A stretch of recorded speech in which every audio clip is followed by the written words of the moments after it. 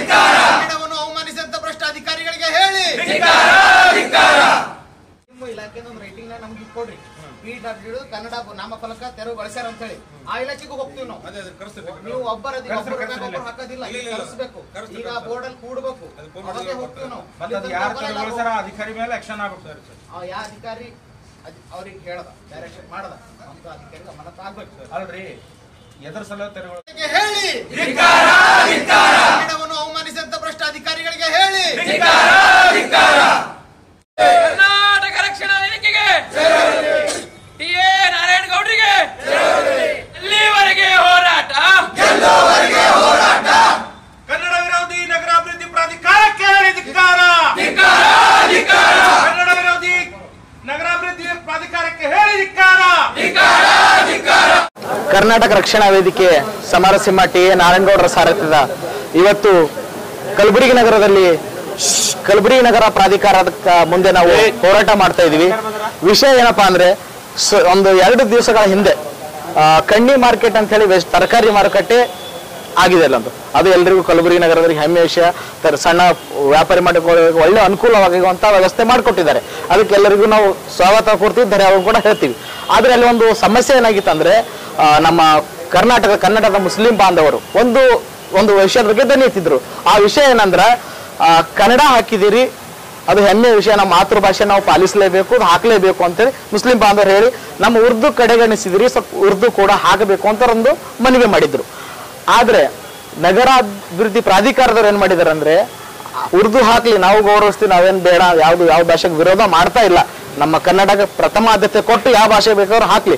ಸರ್ಕಾರ ಆದೇಶದಂತೆ ಪ್ರತಿಯೊಂದು ಬೋರ್ಡ್ಗಳಲ್ಲಿ ಕೂಡ 60% ಕನ್ನಡ ಬಳಸ್ಬೇಕಂತ ಸರ್ಕಾರ ಆದೇಶನೇ ಇದೆ. ಹೋದ ವರ್ಷ ಡಿಸೆಂಬರ್ಲಿ ಮಾನ್ಯ ಮುಖ್ಯಮಂತ್ರಿ ಸಿದ್ದರಾಮಯ್ಯ ಸರ್ಕಾರ ಆದೇಶ ಮಾಡಿತ್ತು. ಆದ್ರೆ ಇವ್ರು ಏನ್ ಮಾಡ್ತಾರಂದ್ರೆ, ಅಲ್ಲಿ ಉರ್ದು ಹಾಕುವ ಬದಲು ಕನ್ನಡ ಕೂಡ ತೆರವುಗೊಳಿಸ್ತಾರೆ. ಹಂಗಂದ್ಮೇಲೆ ಇವರು ನಾಡದ್ರೋಹಿಗಳು ಅಂತ ಹೇಳಕ್ ಇಷ್ಟಪಡ್ತೀವಿ ನಾವು. ಕರ್ನಾಟಕದಲ್ಲಿ ಇದ್ದುಕೊಂಡು ಕನ್ನಡವನ್ನು ಗೌರವಿಸಿ, ಕನ್ನಡವನ್ನು ಪ್ರೀತಿಸಿ, ಕನ್ನಡವನ್ನು ಬಳಸಿ ಉಳಿಸುವಂತ ಅಧಿಕಾರಿಗಳೇ ಕನ್ನಡವನ್ನು ತೆರವುಗೊಳಿಸ್ತಾರೆ. ಅಲ್ಲಿ ಯಾರಿಗೂ ತೊಂದರೆ ಇರಲಿಲ್ಲ, ಕನ್ನಡ ಇರ್ಲಿ, ಯಾರು ತೆಗಿ ಅಂತ ಹೇಳಿಲ್ಲ.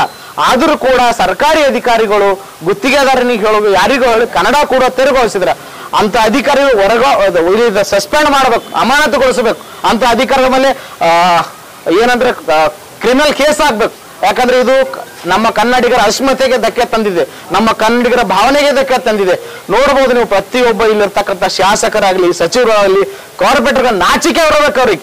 ಯಾಕಂದ್ರೆ ಕನ್ನಡಕ್ಕೆ ಅವಮಾನ ಇದ್ದಾಗ ಎಲ್ಲರೂ ದನಿ ಎತ್ತಲೇಬೇಕು ಅಂತ. ಅದೇ ಇವತ್ತು ಶಾಸಕರಾಗ್ಲಿ, ಸಚಿವರುಗಳಾಗ್ಲಿ, ಕಾರ್ಪೊರೇಟರ್ಗಳಾಗ್ಲಿ, ಲೀಡರ್ಗಳಲ್ಲಿ ಬಾಯಿ ಮುಚ್ಕೊಂಡು ಕೂತಾರ, ಅವ್ರ ಜನ್ಮಕ್ಕೆ ನಾಚಿಕೆ ಬರಲ್ಲ ಅಂತ ಹೇಳ್ತೀನಿ ನಾನು.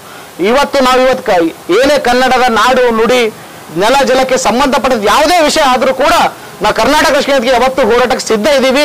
ಈ ಹೋರಾಟ ನಿಲ್ಲಲ್ಲ. ಈ ಯಾರು ಹೇಳಿದ್ರೆ ಈ ಅಧಿಕಾರಿ ಅದಕ್ಕೆ ಕನ್ನಡ ನಾಮಫಲಕ ತೆಗೀರಿ ಅಂತೇಳಿ ಆ ಅಧಿಕಾರಿ ಅಮಾನತ್ ಆಗ್ಲೇಬೇಕು. ಆಗ್ಲಿ ಅಂದ್ರೆ ಇವತ್ತು ಇದಕ್ಕೆ ಬೀಗ ಹಾಕಿ ಇಲ್ಲೇ ಧರಣಿ ಕೂಡ್ತೀವಿ. ಇವತ್ತದು ಕನ್ನಡ ನಾಮಫಲಕ ಹಾಕ್ಲೇಬೇಕು. ಒಂದ್ ವೇಳೆ ಹಾಕ್ಲಿಲ್ಲ ಅಂದ್ರೆ ನಾವು ಎದ್ದು ಹೋಗಂಗಿಲ್ಲ. ಇದಕ್ಕೆ ಸಂಬಂಧಪಟ್ಟ ಅಧಿಕಾರಿಗಳು ಬರಬೇಕು. ಬಟ್ ನಾವು ನೋಡ್ತೀವಿ ನಾವು ಸ್ವಲ್ಪ ಹೊತ್ತು, ಇಲ್ಲಾಂದ್ರೆ ಇದಕ್ಕೆ ಬೀಗ ಹಾಕ್ಬಿಡ್ತೀವಿ, ಇಲ್ಲಾರು ರೋಡ್ ರಸ್ತೆ ಬಂದ್ ಮಾಡ್ತೀವಿ. ದಯವಿಟ್ಟು ಇದಕ್ಕೆ ಸಂಬಂಧಪಟ್ಟ ಅಧಿಕಾರಿಗಳು ಬರಬೇಕು.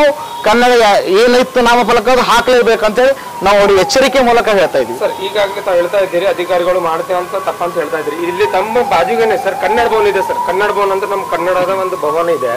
ಆ ಭವನ ಮುಂದೆ ಇಂಗ್ಲಿಷ್ ಆಗ ಬ್ಯಾನರ್ ಹಾಕಿದ್ರು. ಅವಾಗ ತಾವು ಯಾಕೆ ಇಲ್ಲ, ನಮ್ ಗಮನಕ್ಕಿದ್ದು ನಾವು ಯಾವತ್ತೂ ಹಿಂಜರಿಲ್ಲ ಹೋರಾಟಕ್ಕ. ನಮ್ ಗಮನಕ್ಕಿದ್ದು ಇದು ರಾತ್ರಿ ನಮ್ಮ 9:00 ಕರೆ ಬಂದಿತ್ತು.